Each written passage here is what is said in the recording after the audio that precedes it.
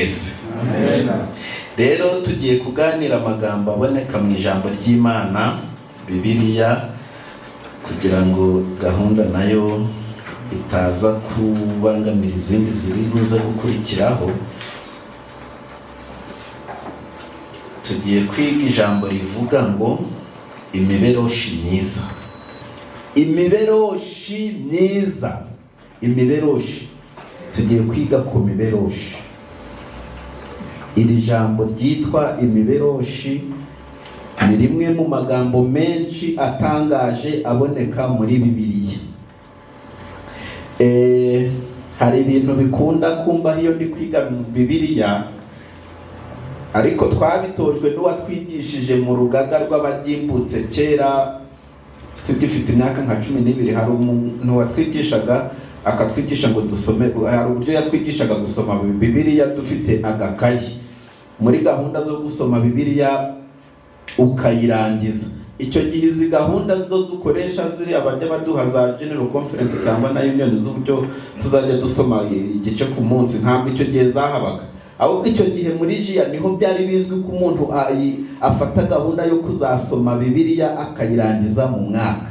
Noneho uyu wabitwigishaga yaratubwiraga ngo igihe uri gusoma Bibiliya rero ngo ujye urasoma ngo ufite n'agakayi ku ruhande, noneho ngo ugenda urandika utuntu. Yaravuga ati akantu uzajya urabona kagutangaje uzajya urakandika. Nuko umunsi umwe aduha ikizamini cyo kuvuga ngo none ngo twese tugiye gusoma akibidutangiza kugira ngo azarebe ko twabikoze neza. Yaratubwiye ngo buri wese agiye gufata Bibiliya ye najya abona umwanya ajya asoma. Hanyuma ati muri Bibiliya ijambo isabato ryanditswemo inshuro 180. Ati none rero buri aho usomye isabato ujye uwandika mu gakayi, wandike mu gakayi. Noneho aduha igihembwe cyari kigufi cyane. Igihembwe nikirangira buri wese azazana agakayi yanditse totali y'ijambo isabato yabonye muri Bibiliya, hanyuma muhembe.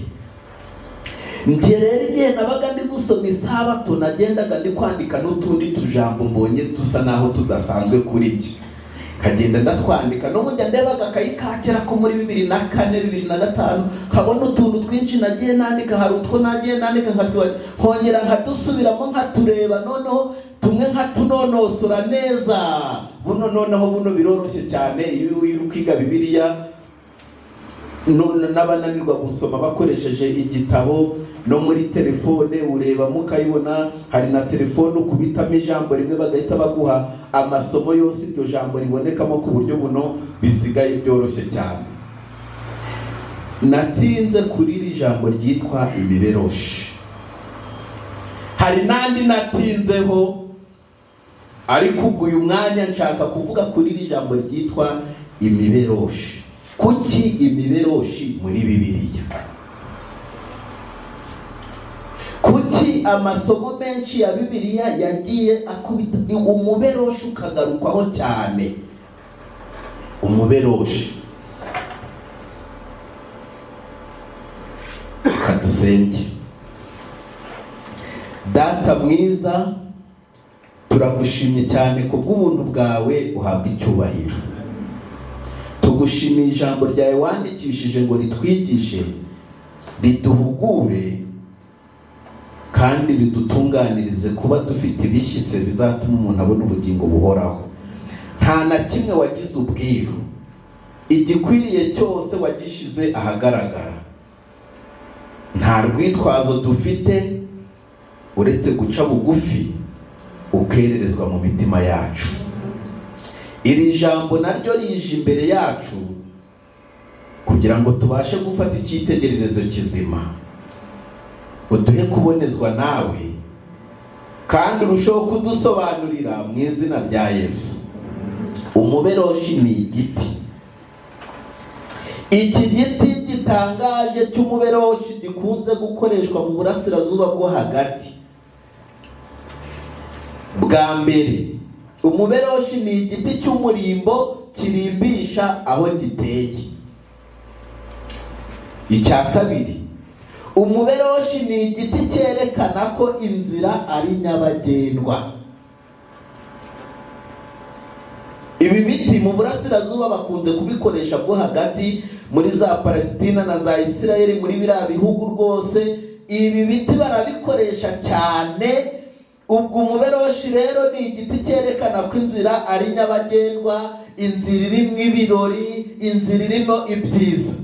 Twebwe mu Rwanda dukoresha insina iyo hari ibirori, n'insina iyo hari umuyobozi, n'insina bo bakoresha imiberoshi.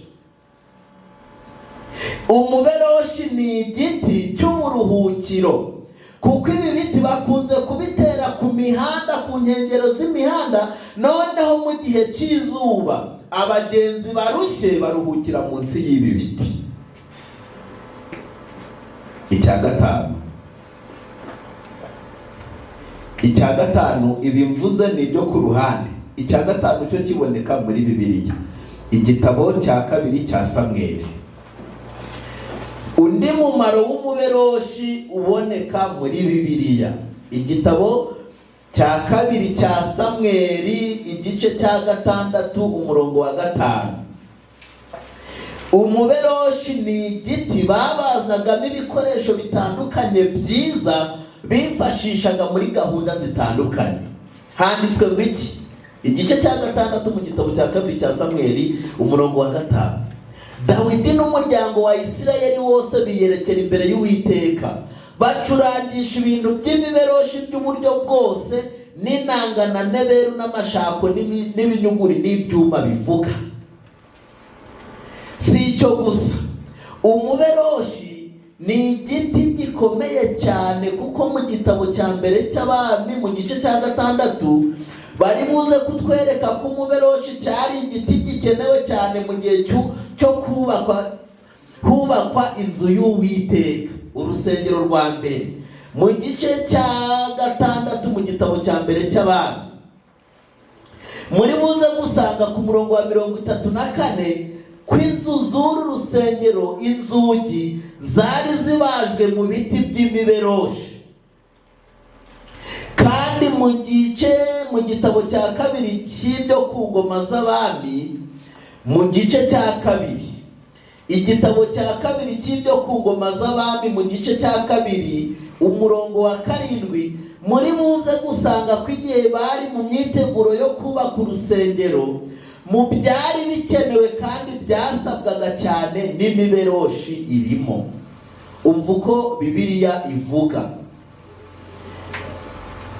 Igitabo cya 2 cy'ibyo ku ngoma, igice cya 2 umurongo wa 7, haranditswe ngo, kandi unyoherereze imyerezi n'imiberoshi. Ibi biti byari bikenewe cyane kugira ngo byubake. Kuki imiberoshi yari ikenewe kugira ngo bubake? Bwa mbere, kuba ari igiti cy'umurimbo, watangira kumva umumaro wacyo ko ukomeye cyane. Kuba ari igiti cyerekana ko inzira ari nyabagendwa, byatuma utangira kumva ko ari igiti kidasanzwe. Kuba ari igiti ushobora kuruhukira munsi yacyo warushye, nabyo byatuma umenya ko ari igiti kidasanzwe.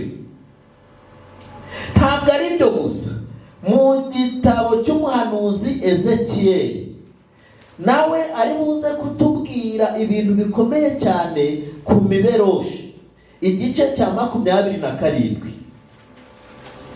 igice cya 27 avuga iby'ubwato bwakoreshwaga muri biriya bihe, yavuze amagambo akomeye cyane. Ezekiyeli aravuga ngo, imbaho zawe zose bazibaje mu miberoshi ivuye i Seniri, bishakiye imyerezi y'i Lebanoni, bayikubarizamo imiringoti. Ahaho Ezekiyeli yavugaga ikintu gikomeye cyane, avuga ko ubwato bubajwe cyangwa se bufite imbaho zo mu miberoshi. Ubwo ni ukuvuga ngo yari ari gusingiza ko ubu bwato ari igitangaza, ari ikirangirire. Kandi koko muri kiriya cyerekezo cyangwa se muri kiriya gice bakunda gukoresha imiberoshi cyane, iyo abantu bari mu bwato bwubakishijwe imbaho z'imiberoshi, kandi bakabona umusare ari bwerekeza afite ingashya zikoze mu miberoshi, ngo baba bafite icyizere hafi 100% ko ubu bwato budashobora gupfa gukorera impanuka mu nyanja cyangwa se mu mazi. Ubwato bwubakishijwe imiberoshi, n'ingasha ari imiberoshi, ngo haba hari icyizere cyo kubwo ubwato buri bwambuka amahoro. Mu gitabo cyangwa se mu butumwa bwiza bwa Yesu bwanditswe na Mariko, mu gice cya 4 harimo isomo rikomeye cyane rifitanye isano n'iri ngiri. Ubutumwa bwiza bwa Yesu bwanditswe na Mariko mu gice cya 4. Ndasomamo amagambo makeya nihuta. Mariko igice cya 4 duhereye ku murongo wa 35. Haranditswe ngo kuri uwo munsi bugorobye arababwira ati, twambuke tujye hakurya. Basiga abantu bamujyana mu bwato yahozemo, kandi hari n'andi mato hamwe nabwo. 37. Nuko ishuheri y'umuyaga iraza, umuraba wisuka mu bwato bigeza aho bwenda kurengerwa. 38. Yarasinziriye aryamye bwerekeza yiseguye umusego. Baramukangura baramubaza bati, mwigisha, ntubyitayeho ko tugiye gupfa? 39. Akangutse acyaha umuyaga, abwira inyanja ati, ceceka utuze. Umuyaga uratuza, inyanja iratungana rwose. Arababaza ati, ni iki kibateye ubwoba? Ntimurizera? Muri uyu murongo harimo ikibazo gikomeye cyane. Abantu bari bari kumwe na Yesu mu bwato, umwami w'ijuru n'isi, umukiza, umutware wa byose, babonye umuyaga uhushye, bagira ubwoba. Bwa mbere, ubwato bishoboka ko bwari bwizewe, ariko bwa kabiri uwari uryamye ibwerekeza. Iri somo ribamo amagambo asa n'asobetse ariko atangaje. Kuki Yesu yagiye gusinzirira ibwerekeza?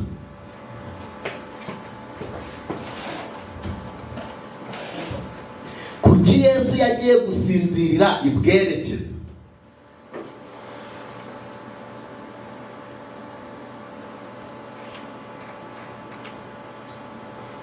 Ntabwo byari impanuka.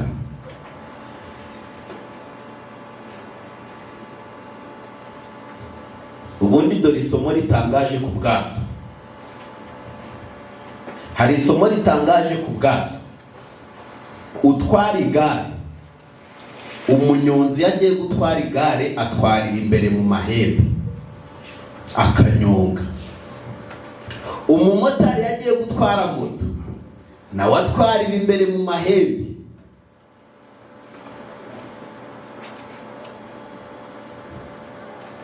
Utwara imodoka atwarira imbere mu kizuru kuri direkisiyo. Umupiloti w'indege nawe atwarira imbere atandukanijwe n'abandi ariko imbere.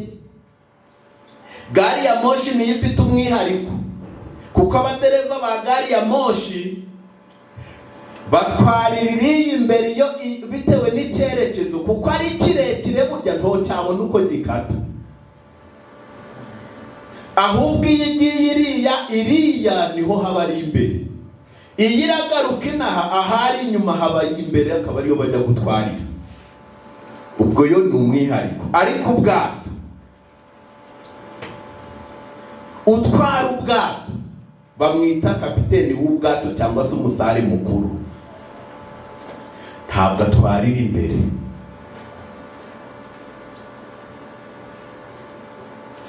Umusare mukuru w'ubwato ntabwo atwarira imbere nk'imodoka, ntabwo ajya mu kizuru, ahubwo inyuma. Kubera ko ubwato, imbere h'ubwato hitwa imuremo cyangwa se irango. ariko inyuma h'ubwato ahubwo niho hitwa ibwerekeza. Ni ukuvuga ngo ubwato burya ukatisha ubwato ntabwo abukatishiriza imbere, aba ari inyuma, ibwerekeza nyine. None kuki Yesu yagiye gusinzirira ibwerekeza?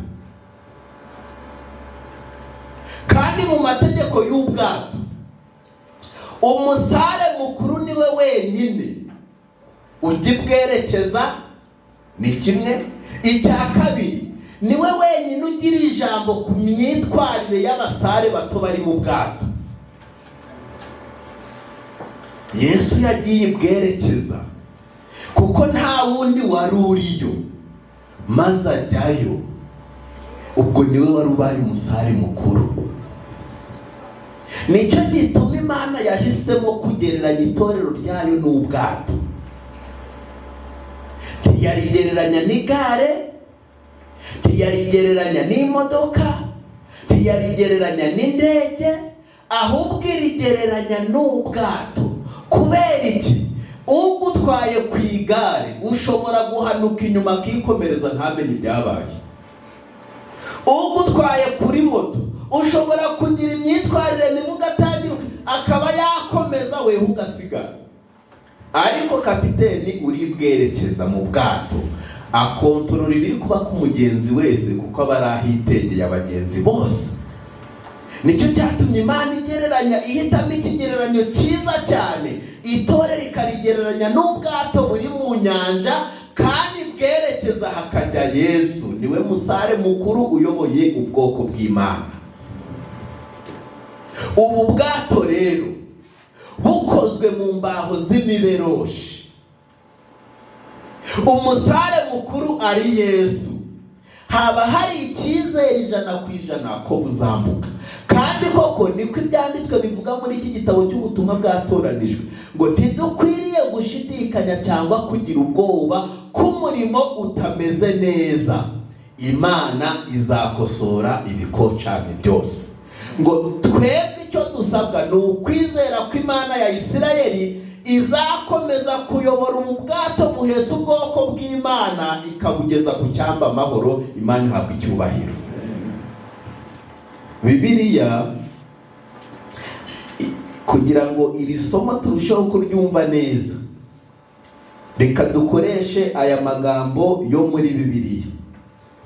Mu cyumweru cyo gusenga cy'urubyiruko tumaze iminsi twiga, ntabwo nzi niba namwe mwaragize amahirwe yo kukiga cyangwa se mutaragitangira. Hariho aho bashize ingingo ivuga ngo niba ari mu cyigisho cya kabiri, haro bavuze ngo ihame umusore agomba kumenya igihe agiye kwiga Bibiliya. Hari ihame batubwiye tugomba kugenderaho, nuko Bibiliya yisobanura. Nushaka gusobanukirwa Bibiliya, uzafate amasomo. Ushaka amasomo ahuye, azagusobanurira andi masomo. Hano nibajije icyatumye umuberoshi ugarukaho cyane muri Bibiliya, ukagaragazwa mu bintu bikomeye gusa byiza bifite agaciro.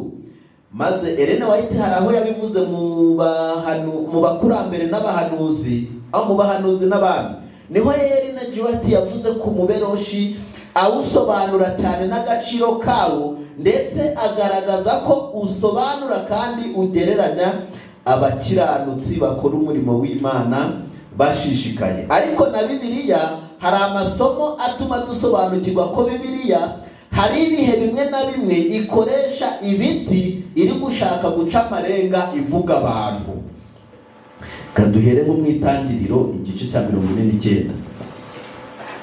Itangiriro 49 umurongo wa 22 havuga ngo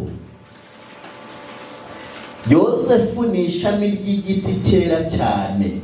Ishami ry'igiti cyera cyane kiri hagati y'isoko, amashami yacyo arenga inkike y'igihome.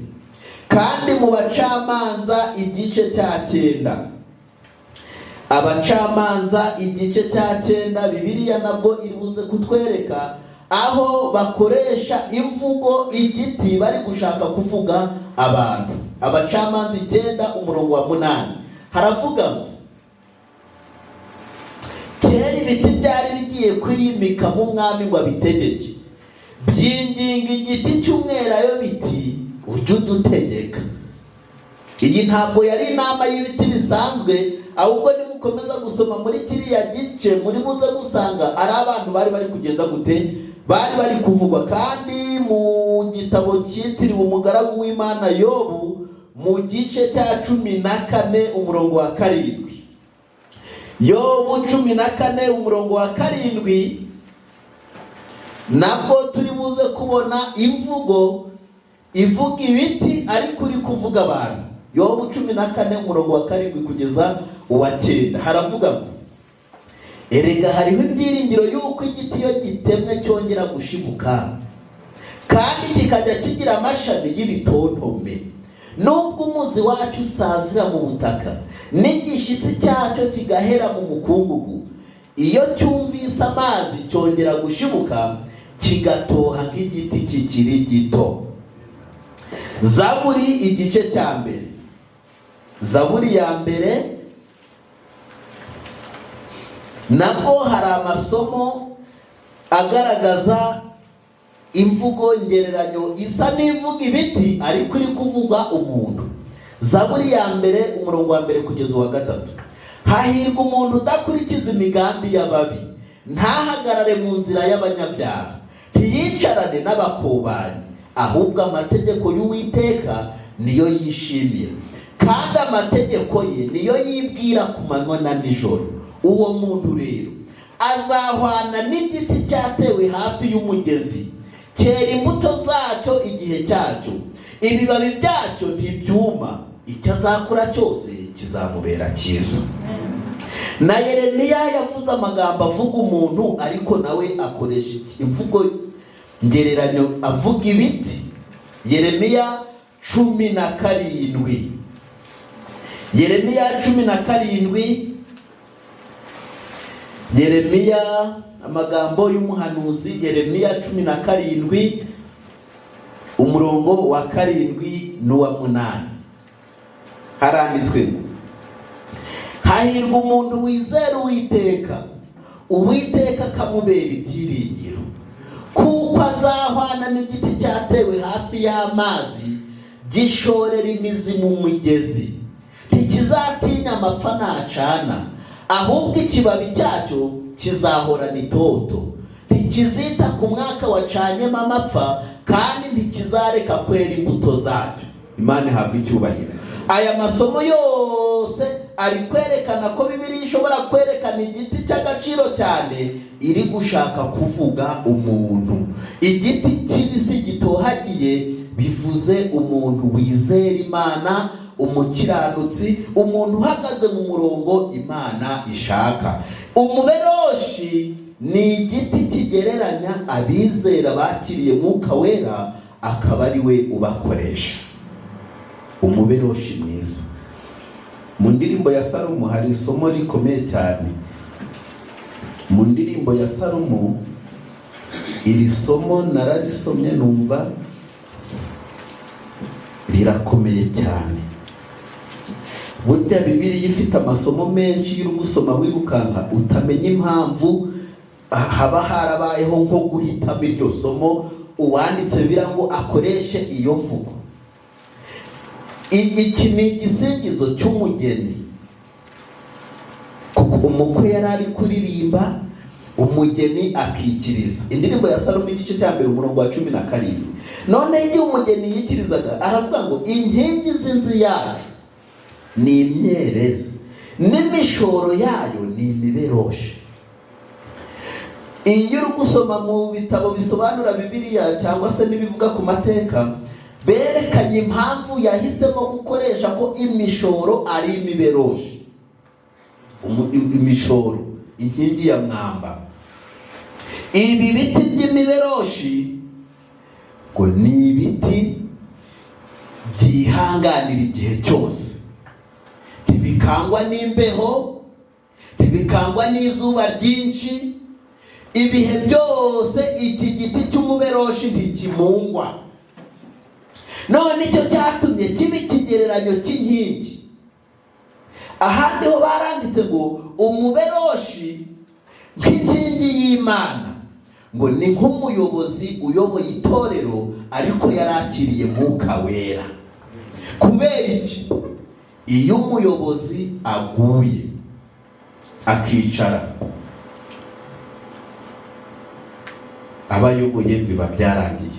Kuko baravuga ngo iyo umuyobozi ahagaze abayoboye baricara, iyo umuyobozi yicaye abayoboye bararyama, iyo umuyobozi aryamye abayoboye barafurura, iyo umuyobozi afuruye abayoboye intumbi.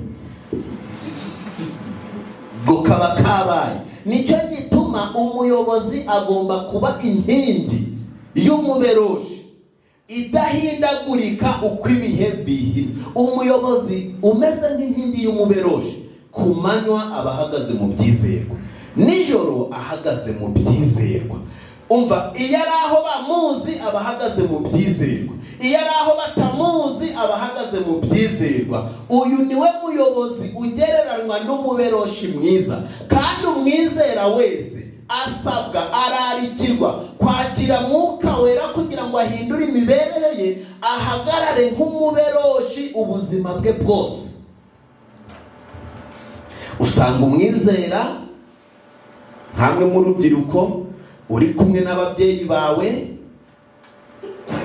ukaba uri umwizera, wamara gutana wajya aho ababyeyi bawe batari ugahita uhinduka. Waba uri muri tisiti hano mu kigo ukaba uri umwizera, wamara kuguruka ugeze iyo batakuzi ugahinduka. Ukabona umuntu umuberoshi ntabwo uhindagurika, ku manywa na nijoro, mu gitondo na nimugoroba, uku kwezi n'ukuzataha uhora ari umuberoshi. Mu mvura umuberoshi ntukangwa n'imvura, izuba ryinshi umuberoshi ntukangwa n'izuba. Niyo mpamvu watoranijwe ngo abe ari ube inkingi ya mwamba, yikorera ibindi byose. Imana ikeneye abizera badahindagurizwa n'ibihe, abizera bakomeza guhamya Kristo, bagakomeza guhagarara mu byizerwa mu gihe cy'amahoro. Korona yaza bagakomeza guhagarara mu byizerwa, bajya mu bukwe bagahagarara mu byizerwa, baba bari mu kaga bagahagarara mu byizerwa. Abizera bahora biteguye guhamya mu buzima bwabo bwose. Imana mbere ya byose niryo hame ribagenga. Aba bizera Imana yabanditseho ijambo rikomeye cyane muri Yesaya 41:19. Yego nahageze ngiye gusoma, haranditswe ngo mu butayu nzahatera imyerezi n'imishita n'imihadasi n'ibiti by'amavuta, kandi mu kidaturwa nzahatera ibiti by'imiberoshi n'imitidari n'imiteyashuri bikurane. 20, umurongo mwiza cyane. Kugira ngo barebe, bitegereze, batekereze, bamenyere hamwe yuko ukuboko k'Uwiteka ariko kubikoze, kandi yuko Uwera wa Isirayeli ari ubiremye. Imana ihabwa icyubahiro. Irindi somo rifitanye isano n'iri riboneka muri Yesaya 55. Yesaya 55 umurongo wa 13. Yego, Yesaya 55 umurongo wa 13 haranditse ngo mu cyimbo cy'umufatangwe hazamera umuberoshi, mu cyimbo cy'umukeri hazamera umuhadasi, bizubahisha izina ry'Uwiteka, bizaba ikimenyetso gihoraho kitazakurwaho. Imana ihabwa icyubahiro. Umwizera umeze nk'umuberoshi ngo aba ari nk'ikimenyetso Imana yashize ahantu, ikimenyetso gihoraho. Kubera iki? Hari indirimbo tujya turirimba 146 ivuga ngo Yesu umwami w'abami ngwino ube muri iki. He kuba ari njye uvuga, ujye umvugiramo, ngo maze abajya bandeba bajye bambona, bajye bakubona. Kuko uri ikimenyetso, iyo bakubonye bahita babona Yesu. Muri iki gihe hari ikibazo gikomeye cyane ku itorero muri rusange. Kuki umwizera yakagombye gutandukana n'utizera, ariko kuri ubu umurongo utandukanya abizera n'abatizera hakaba hari igihe ushaka ukawubura. umwizera uyobowe na Yesu.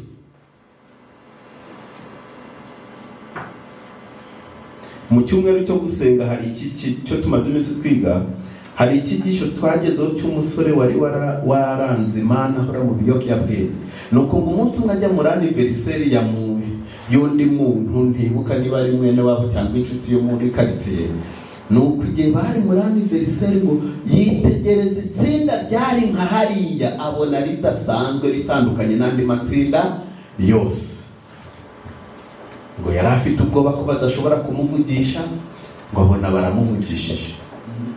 Ababajije ngo yumva n'abasore n'urubyiruko rw'abadivantisiti umunsi wa kangahe itandukaniro.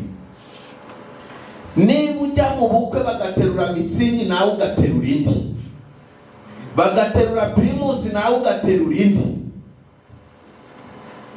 itandukaniro rizabiriye.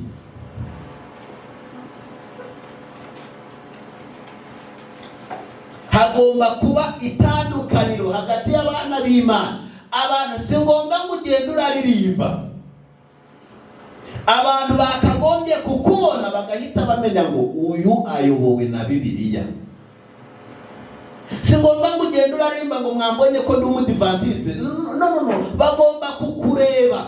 Mwamarana n'abantu icyumweru bakaba bamaze gushyiraho akadomo ngo ni umudivantiste, ategereje kugaruka kwa Yesu. Ntabwo kwitwa umudivantiste ari ukwandikisha izina hano mu gitabo gusa, oya, ahubwo ni ukuba witeguye ko Yesu ari hafi kugaruka. Abantu nibakubona bazabona ko witeguye. Uwiteguye kubyara, abantu baramureba bakavuga ati aritegura kubyara. Uretse buno byahindutse, ariko nkibyibuka nubwo ntari wa kera cyane, umuntu usabwe mu rusengero nawe baramubona agatandukanye n'abandi. Rwose ibyo mvuga ni ukuri. Umuntu usabwe hari ukuntu yagaragaraga bitandukanye n'abandi, bakaba ati uriya ibyo ari byo byose agenje gute arasabwe. Niba uri umwizeye ugomba gutandukana n'isi, mu minywere, mu mirire, mu mivugire, mu myambarire, kuko niki ijambo ry'Imana rivuga. Ukagaragaza ko utegereje kugaruka kwa Yesu. Hari umuntu wigeraga dusetsa mu minsi yashize, ariko rero ati wasanga n'abavuga ko Yesu ari hafi kugaruka nabo batabyizeye neza. Kuki babivugisha iminwa, ibikorwa bikatwereka ko tugifatanije? Kuki iminwa yabiririmba ngo ari hafi kugaruka, ariko ibikorwa bigagaragaza ko tugenje gute tukiri kumwe nabo, ko batatwereka itandukaniro?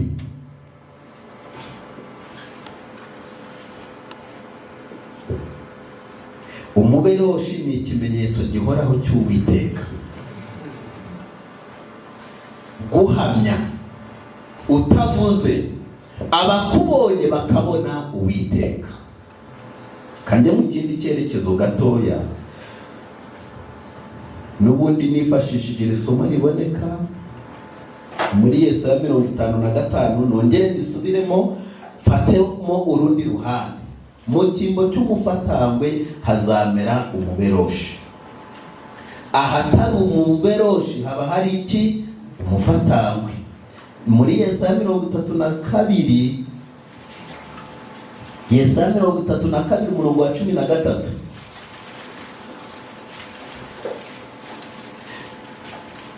Yesaya 32 umurongo wa 13, mu gihugu cy'ubwoko bwanjye hazamera amahwa n'imifatangwe, ndetse bizamera no ku mazu anezeza yose yo mu murwa w'umunezero, kuko urugo rw'umwami ruzataka, umurwa wari utuwe cyane uzaba amatongo, umusozi n'umunara w'abarinzi bizaba ubuvumo iteka ryose, bizaba inama y'imparage n'urwuri rw'amashyo, kugeza aho umwuka azadusukirwa havuye hejuru, maze ubutayu bukaba imirima yera cyane, umurima wera bakawita ishyamba.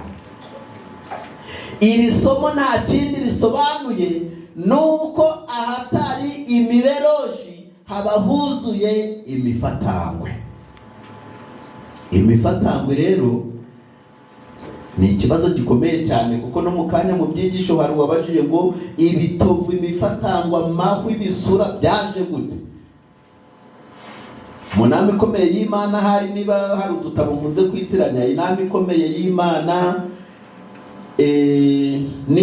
n'inama z'Imana muri iyi minsi, utwo tutabo mpunze kutwitiranya, ariko kamwe muri two karavuga ngo icyaha, nyuma y'icyaha isi nibwo yatangiye kumereza umuntu cyangwa se guha umuntu imifatangwe, ibitovu n'ibisura. Biriya byatsi byose byazanwe n'iki? N'icyaha. Birasobanuye rero ngo no mu miterere yabyo ntabwo ari ibyatsi watekereza ko byagereranywa n'imiberoshi. Hari igitekerezo bakunze kuvuga cy'umubyeyi wabwiye umwana we ngo azitonde ntazigera azitiza imifatangwe urugo rwe.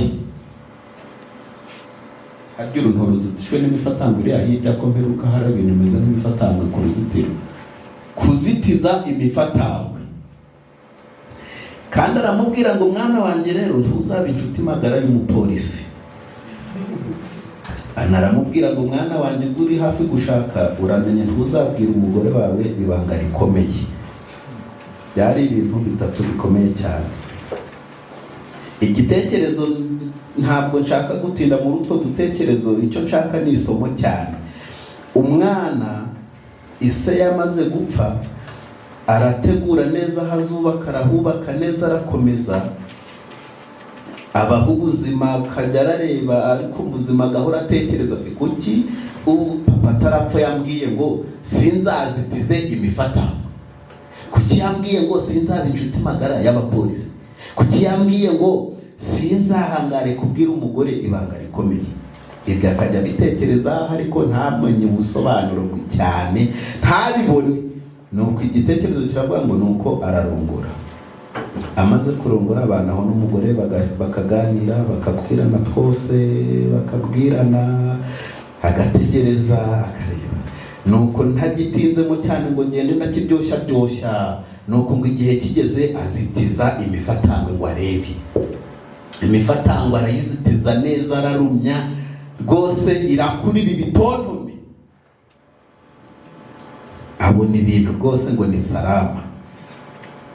Arisivuga ati none igikurikiye ni iki?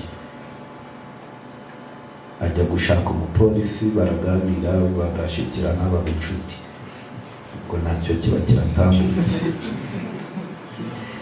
Aravuga ati ubwo narazitiye n'umupolisi turi gukundana, tumaranye n'igihe, ubwo kamwe niko gasigaye. Kubwira umugore ibanga ngo rikomeye. Ubundi ibanga rikomeye utabwira umugore ni irihe? Akabyibaza, ariko akareba, akabona umugore, akabona baganira twose. Tukabati ubu ibyaba ari ibanga, bura ryaba ari nk'irihera. Ibanga ku bundi uvuga uti iri ni ibanga rwose rikomeye, nawe ukemeza ngo rirakomeye. Ni ikigeragezo cyangwa se ni igitekerezo gifite ibyo cyigisha, ngo yigira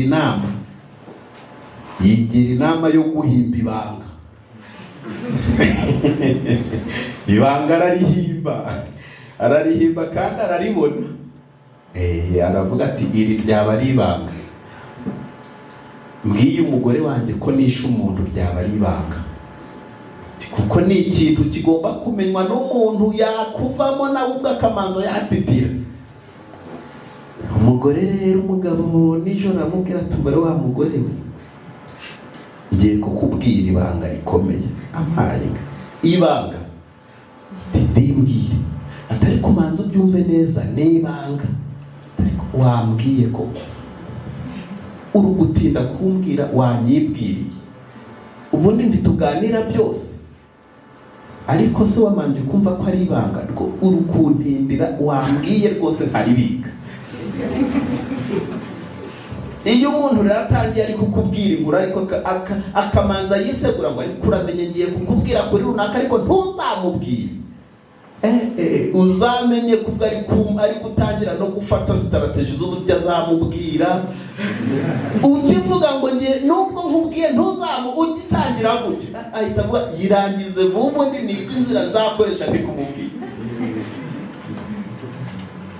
Umugabo ati rero wa mugore we mperutse gusakirana n'umugabo hariya hakurya, turagugumbana ndamuniga ndamuhuhura. Ati none rero iryo banga nagize ngo urimbikire mfashe kuririka dore nta wundi munyamabanga. Umugore ati se kumbi nuko bimeze. Umugabo wanjye namurebaga nkagira ngo ni n'umugabo waciraho kigendera, none ahubwo iyo bamukinishije azi no kwica. Ati hazagira wongera kunyinisha rero. Tangira kumva ko umugabo we akomeye. Nuko baratangira gushaka uburyo kwibaza ati nibanga nibyo, ariko ibanga nabika ntavuvuriyeho runaka, nyiranaka nawe akabimenya ko umugabo wanjye atoroshye atazamutinisha. Aba yagiye kuvoma, mfite ibanga ariko nibanga wambwiye koko wambwiye. Rirazenguruka ari nibanga ubwiye umwe ajya kubwira undi ati nibanga, no kuri polisi ngo pa. Polisi ati kumbi cya kigabo kiba kiri kuza kunyigiraho inshuti ari ukugira ngo kineke abantu cyarabamaze tujye kugifata. Bajya kumuza, abona bahingutse mu bikingi by'amarembo ngo barunguye, akatira mu gikari kuko yari ari kubona nta mahoro arimo. Agize ngo arinjira arahunga asanga imifatangwira irakana, yagira ngo arinjira akabona biramupfumura amaso biyamaremo, bamusanga atarabona inzira anyuramo baramufasha. N'uburakari bwinshi n'ukuntu yashatse gutoroka bamukubise inshyi ebyiri. Ati koko muranziza iki? Umuntu wishe dushaka kugira ngo twereka amahiga. Areba aho umugore wari, umugore nawe yarebana n'umugabo nawe akongera akareba kwa wa wundi yabwiye. Buri wese ari umugabo yari kwibaza, uyu mugore ko ari njye wamubwiye nimugoroba ko nta n'indi nyoni bizi, bigeze kuri polisi gute koko? Inkuru yahise izenguruka.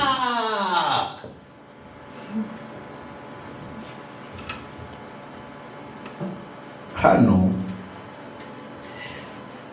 hari umuntu hakunda kuvuga ati gukundana n'umupolisi. Abapolisi ubundi se ni barumuna bacu, bakuru bacu, inshuti zacu, bamwe n'abasirikari, ariko ntibigatume wigira nabi, kuko umunsi wakosheje bakamugutuma azagukubitamo ipingu. Rwose ntukigire nabi ngo nukuziranye n'abapolisi.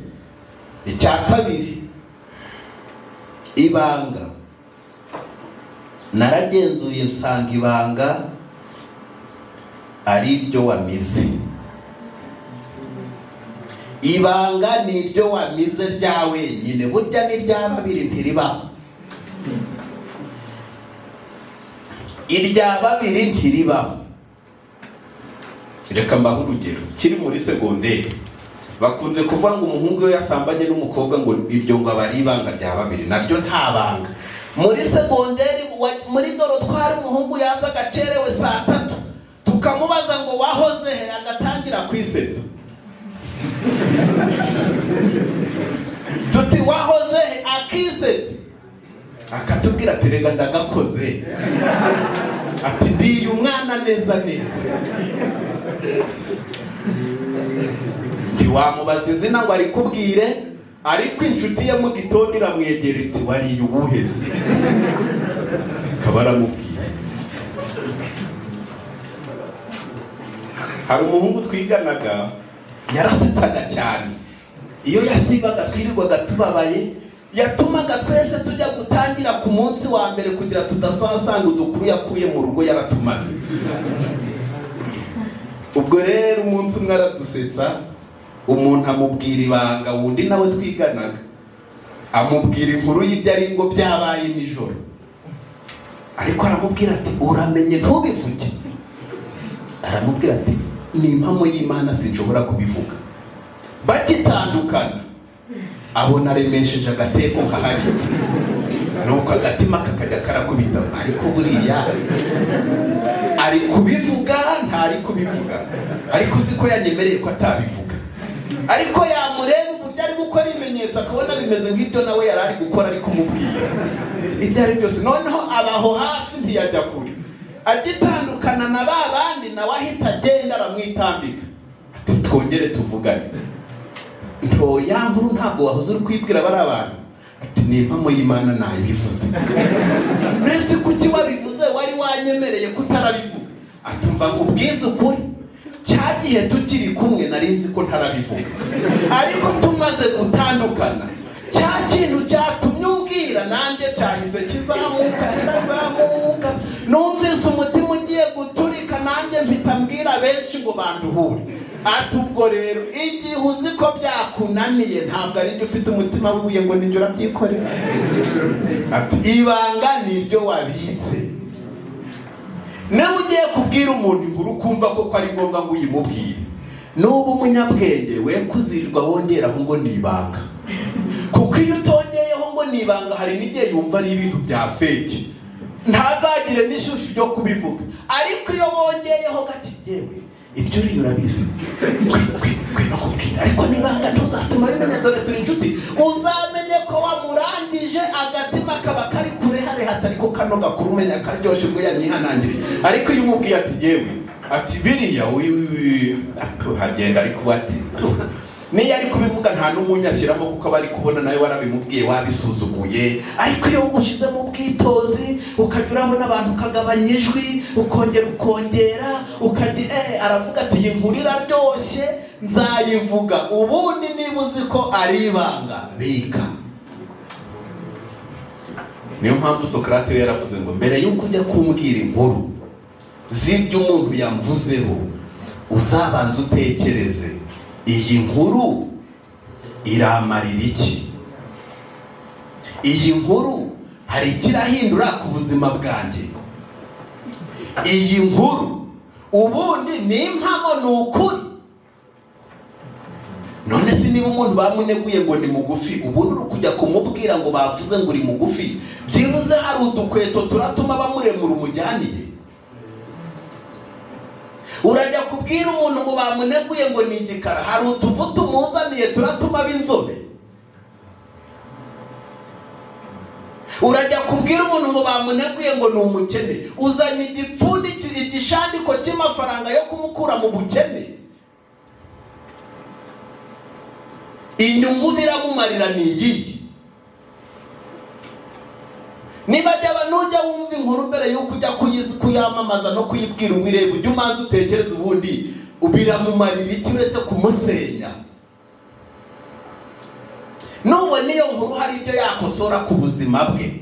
Niba bari kwirirwa bavuga ngo uriya muntu ashobora kuba ari umusinzi kandi ari umuririmbyi, niba bari kuba uriya muntu ashobora kuba ari kwijandika mu busambanyi kandi ari umuririmbyi, musange mwiherereye mubaza ati iyi nkuru bari gukomeza kukuvugaho tuyifate nk'ukuri cyangwa ni ikinyoma? Niba ari ikinyoma se bari kuyihera hehe koko? Niba ari umukobwa akaba ari gukunda kujya mu mageto y'abahungu bigatuma iyo nkuru bayivuga kandi yenda n'ibintu umubwira uti uburyo uri kujyayo nabwo ubwitondere nibwo buri gutuma bose bavuga ngo wabaye indaya byakomeye. Icyo gihe uzaba umufashije.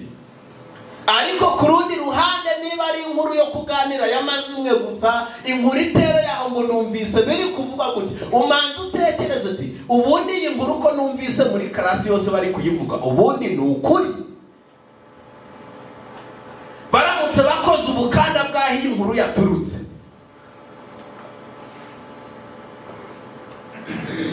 hari ukundi inkuru iguruka umukobwa yiriwe yirwariye ngo yakuyemo inda. Ubwo izo ni inkuru zikunze kubaho cyane zigaruka kenshi. Kumva abantu bari gusirikiza ngo yakuyemo inda ariko baramutse baguhamagaye ngo usobanura iyo nda yavire, wahavuga? Ukumva umuntu ari kuyihamya kandi baramutse bakoze ubu kandi kagufungiraho amaferi, kuko ishobora kukugeraho wavuga ngo nuriya wayimbwiye wagahita ati reka nta nubwo nkuzi. Ati ubisobanure. kandi inkuru z'amazimwe zo guharabika murabizi ko bazihanira. Rero ugomba kwitonda. Hari igihe umuntu akubwira inkuru ukicecekera ukayumva ukinumira, ukajya uyikurikirana bucece. Nkatwe b'abapastori hari igihe umuntu aza kukubwira uriya ni umusambanyi, uriya ni igisambo, uriya ni umurozi, uriya ni iki, ukabyumva ukicecekera. Ugiye ugahagarara imbere y'iteraniro ati weho ntuzongere kurimba baravuze ngo uri umusambanyi. Bakugezayo. Icya gatatu, umuberoshi amahwa yazitije amahwa amubuza guhunga, kubera ko amahwa ntabwo ari igiti cyo kuzitiza. Ubundi umuberoshi mu gihe ari ikimenyetso cy'uko inzira ari nyabagendwa, amahwa ni igiti cyerekana ko hari amakuba. Amahwa ni igiti udashobora kuruhukira hafi yacyo igihe unaniwe. Amahwa ahari nta nzira ibihari, abantu barahakikira. Iwacu kera hari ukuntu habaga ubunyereri, hari nabo byaba batuye mu bice iyo situasiyo bahizi ku buryo iyi mfashanyigisho barayumva. Iwacu mu gihe cy'ubunyereri hari ukuntu abantu bareka gukomeza kunyura mu nzira, bakambuka bakanyura mu murima w'umuntu, bakaba banyukagura imyaka ye. Kimwe mu bimenyetso bigaragaza ko yababaye kandi ko adashaka ko umurima ukomeza kuba inzira nyabagendwa ni amahwa. Aragenda agatema amatovu hariya, agashyiraho inzira itangiriye n'ahihereye. Ubwo iyo ugarutse ugasanga yashizemo amahwa, imifatangwe, imibambantoni, amatovu, yashizeho inzira itangiriye n'ahihereye, abagenzi bose bahita bamenya ko yanzira itakiri inzira nyabagendwa, ko nyirayo akabyishimiye, bagasubiza gukora ibishoboka byose bagashakisha inzira aho basanzwe bayinyuza, cyangwa se bakimuka bakajya mu wundi murima. Kuko amahwa ari ikimenyetso kigaragaza ko inzira itari nyabagendwa. Amahwa agereranya abizera gito bashaka kuba mu itorero ariko badashaka guhindurwa na mwuka w'Imana. Bashaka kwitwa abakristo ku izina ariko ibikorwa byabo bigatukisha izina ry'Uwiteka. Abakristo nk'abo batahinduwe na mwuka w'Imana bashaka kuba mu itorero ari ibyuririzi gusa, ariko ntibashaka kuba mu itorero ari ab'itorero bakiriye Yesu mu buzima bwabo bwa buri munsi. Amahwa arahanda. Abizera benshi bavuga ngo none ngo itorero ngo rigomba kureka umuntu akaza uko ari kose, akambara uko ashaka, akarya uko ashaka, akambara uko ashaka, akanywa uko ashaka, akabaho uko ashaka, ntagire ibwirizwa na rimwe rimugenga. Ayo ni amahwa ahanda. Ayo ni amahwa ahanda. Imana ikeneye abizera bameze nk'imiberoshi myiza, abizera bahinduwe na mwuka w'Imana. Mu rwandiko rwanditswe na Petero mu gice cya kabiri, urwandiko rwa mbere rwanditswe na Petero mu gice cya kabiri umurongo wa 12, haranditswe ngo mugire ingeso nziza hagati y'abapagani, kugira ngo nubwo babasebya nk'abakora nabi, nibabona imirimo yanyu myiza izabatere guhimbaza Imana ku munsi wo kugendererwamo. Imana ihabwa icyubahiro. Reka muri uyu mwanya dusabe mwuka w'Imana kugira ngo abe muri twe, atugirire neza kandi aduhe guhitamo igikwiriye. Aho kuba imifatangwe wahitamo kuba umuberoshi, aho kuba amahwa ahanda wahitamo kuba igiti abananiwe, abashonje, abahagijwe n'ububi bw'isi bakenera kuruhukira hafi yacyo. Wikomeza kuba umwizera abantu bareba bagahunga, wikomeza kuba umwizera abantu bareba bakiyamira. Umwizera abananiwe banezezwa no gutinda hafi ye. Umwizera uvuga amagambo akomeza, umwizera uhumuriza, umwizera uhabura abahabye, maze Imana ibe mu mitima yacu twese, kandi duhe kuba nk'ibiti byatewe hafi y'akagezi. Ibiti iyo izuba ricanye bituma, bihora bitohagiye kugira neza kw'Imana. Imana itwambike kugira neza kwa Kristo, kandi iduhe kuba ibiti by'ibitontome by'imiberoshi myiza mu izina rya Yesu.